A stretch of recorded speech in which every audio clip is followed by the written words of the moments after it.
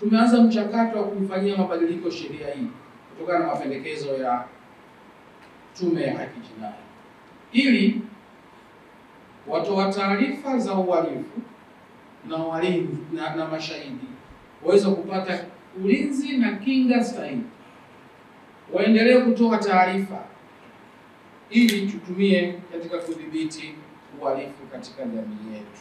Ndani ya jeshi tuna wanasheria takriban zaidi ya 264, lakini mafunzo haya yamewashirikisha wanasheria idadi 120 kutoka magereza yote nchini. Utaona ni karibu nusu ya wanasheria sasa wanapata fursa ya kupata mafunzo haya.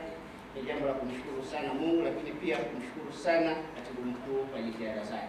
Mafunzo haya yamelenga si tu kuongeza maarifa ya kitaaluma, bali pia kuimarisha umahiri na kiutendaji na hatimaye kuboresha mfumo wa utoaji haki kwa wafungwa magerezani. Msongamano huu umepunguzwa baada ya kuimarisha kwa adhabu mbadala na kuongeza kasi ya kusikiliza mashauri yaliyo mahakamani kama ambavyo wenzetu wa Wizara ya Sheria na Katiba wanavyofanya, na vile vile kuongeza kasi ya uendeshaji wa mashauri ya walioko mahabusu walioko magerezani.